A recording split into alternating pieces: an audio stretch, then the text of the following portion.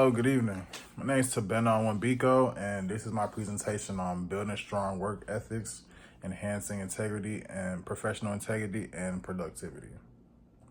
The training goals and learning objectives from this presentation. Training goals, you will be able to increase awareness of the importance of strong work ethic. You're going to be able to promote ethical behavior and decision making in the workplace. And also, you'll be able to cultivate a respectable and accountable and productive work culture. The learning objectives: by the end of this session, every participant should be able to define core components of work ethics, identify examples of ethical and unethical workplace behavior, and apply decision-making framework to real-life situations, and also commit to personal and professional conduct aligned with organizational issues. So let's start off. What is work ethic?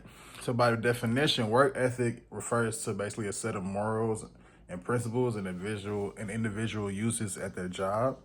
So the key components of these things is basically integrity, responsibility, discipline, teamwork. Integrity being doing the right thing when nobody's looking, just the basic things. If you're at work, all these things that I just named help create a strong workplace. So if you're at work, you don't want to have to be watching over all your coworkers to make sure they're not stealing or nothing like that. You want to hire people with integrity, the people that'll do the right thing when nobody's looking.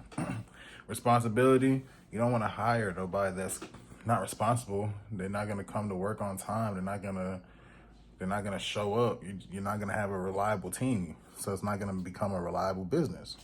And discipline, you want to have a strong team of people that are disciplined, that are able to keep their head in the game for the 8 hours or however long they're at work for, so they can get the job done. A team with no discipline will lack structure and teamwork. If you have a team of selfish individuals and everybody thinks I, you'll never be able to succeed in the business field. Everything will be crumbling because of one person. So, why does work ethic matter? Work ethic matters because it directly influences productivity, reliability, and overall job performance, and it makes individuals more valuable to employers. And additionally, work ethic helps to build trust, employee satisfaction, and organizational success. So here, I put that a study by the Ethics Research Center in 2018 found that organizations with strong ethical cultures experience 40% less misconduct than those with weak cultures. According to a 2020 report by the Edifice Institute, a company recognized as the world's most ethical outperformed the large cap sector by over 13% over a 5-year period. Furthermore, a Gallup study revealed that businesses with high employee engagement often linked to ethical leadership, showing 21% greater profitability. So basically all they're saying is the companies that upgrade their culture and started paying attention to the ethical side of things and how they got things done, they saw a boost in how the customer responded to them and how they respond to the product or whatever they were selling. They just saw an upgrade in engagement, and they seen a higher upgrade in employee engagement. So the employees were working better. Employees were coming to work more. People wanted to start working for them more. It just is it's a domino effect. If the customer is being treated well, and well, not even just the customer, if inside the house starts off well with ethical, everybody being ethical, having ethical manners, having good morals and principles, it literally is a domino effect that goes towards the customers also. And the customers are going to start liking everything, and they're going to start saying like, oh, this is a very reliable, ethical type of place. I want to be a part of this. I want to engage with them. So everything goes hand in hand for the most part. So the core traits of a strong work ethic, for, like I said before, integrity, being honest, and having strong moral principles even when people aren't looking. That's the main thing. If you have integrity, all these other things are going to line up, because integrity is the main first one. You have to have integrity you have to have integrity as a strong work ethic. That's just number one. Responsibility, being accountable for one's action and duties. That's a given. Discipline, demonstrating self-control, commitment to task. teamwork, collaborating effectively with everybody else, and professionalism, maintaining appropriate behavior and appearance. Lord, that's also a big kicker. You have to remain professional. Well, no matter the situation, think about things in the most professional manner, because your professionalism can save you one day. I can just say that. So, real life examples that come to mind when it comes to this is, I can think of, like I said, integrity. Back when I was just talking about it, you don't want a team full of people that you have to watch over their back. A person that can do the right thing, even when people aren't looking, is somebody that you can trust. It's a very trustworthy person. And professionalism, I can go back to that. You don't want a team of people that are unprofessional, don't know how to talk to customers, they're not reliable, they don't come to work dressed in the right type of manner. It kills them. Like, if I have a job here, I'll use my old job, Logan's, for an example. I had a manager named Shaquita. Shaquita ran the store like it was a military. I promise you. So if you came to work, even if she used to pay attention. Some people didn't like to wash their jeans, and that was like her pet peeve. So she would come, if you came to work, she would literally inspect you. She'll make you walk to her. At work, you have to have black pants, black socks, Logan shirt, apron. Apron has to be clean. Black pants have to be clean also. Black socks, you got to have black socks. If you don't have either of these three main things, she will send you home. So the reason, I used to wonder, like, why was she so adamant about these type of things? But she explained to me that this is part of professionalism. It's not just about your behavior, it's your appearance. You don't want to be serving or talking to your customer with dirty clothes. They're going to look at you like you're dirty, and then they're going to turn to the store. It's going to be like, wow, this is what you guys allow. This is a dirty place. I don't want to eat here no more. So that is part of work ethic. Whether you like it or not, your appearance is part of work ethic. It all ties in together. So, are there real life consequences for poor work ethic decisions and poor work ethics? And yes, there vary a lot, but I'll just name three. For example, missed deadlines. When you miss deadlines, you're going to lead to client dissatisfaction. If you lead to client dissatisfaction, you'll be out of a job pretty soon. Dishonesty. Dishonesty is resulting in loss of trust and potential termination from work. Like I said, you don't want to have a team full of people that you have to watch over all the time.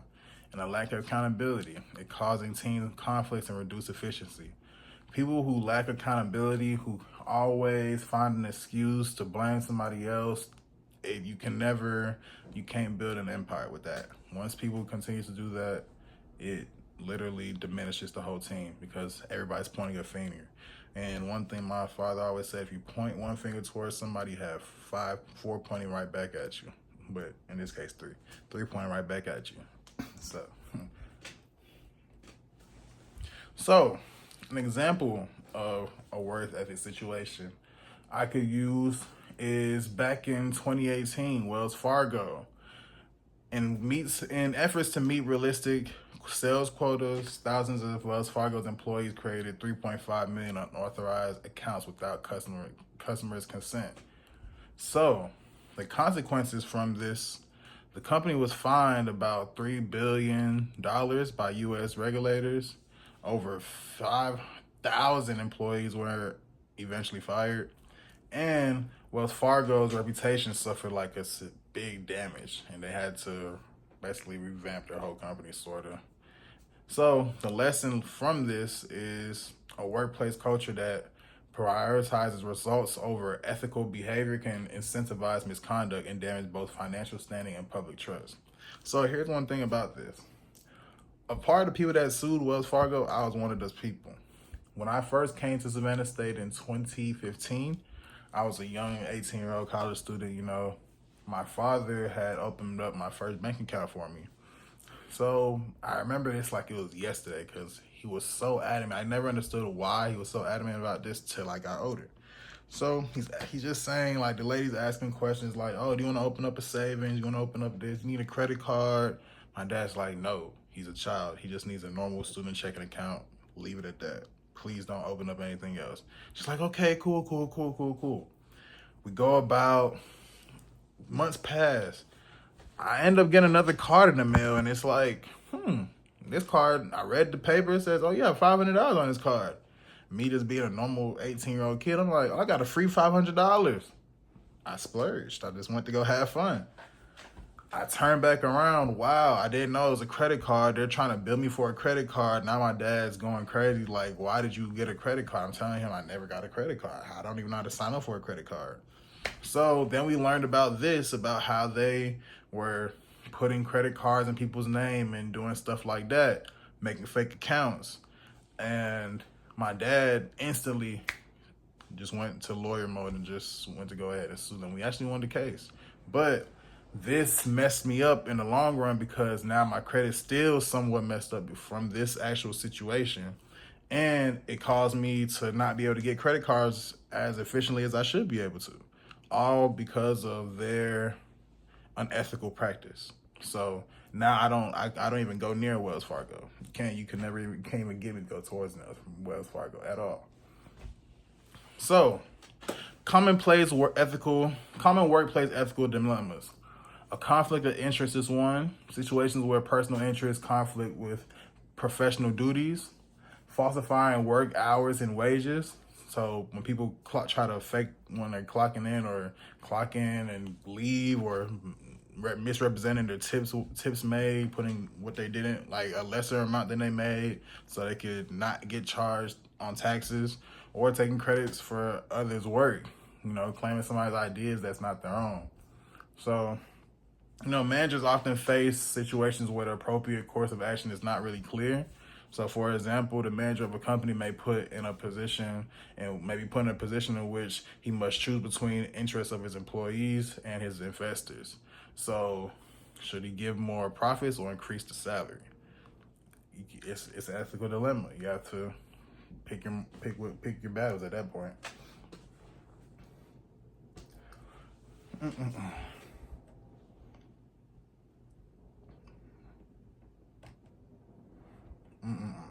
So, ethical decision making framework. This is how to make ethical decisions at work. So, first things first, you identify the dilemma. You identify the ethical dilemma. So, with that being said, you ask the question, what's the conflict and who's affected? With these questions will help you get to your next step, which would be to consider the values.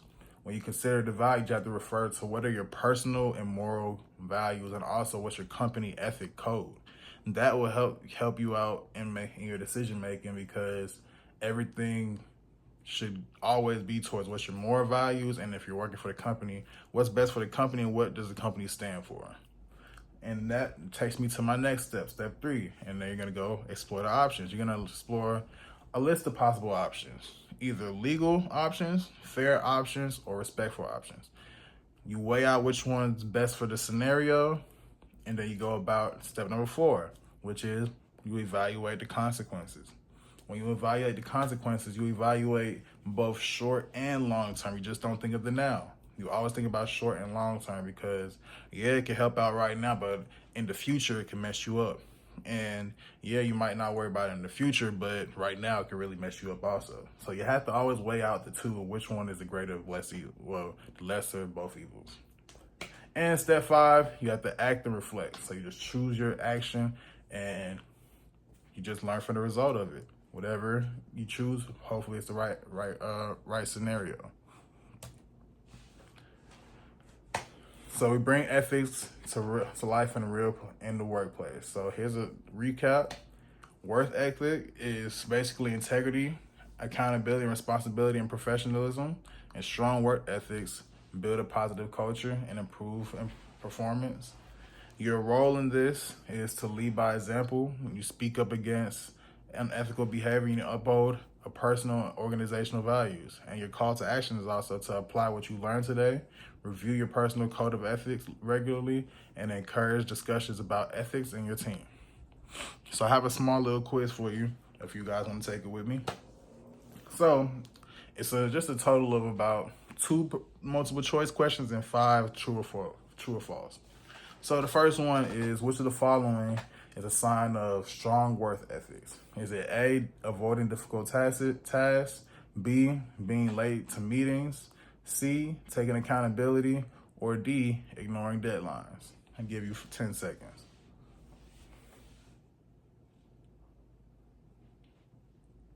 All right, that was enough time. The correct answer is C, taking accountability. All right, next question.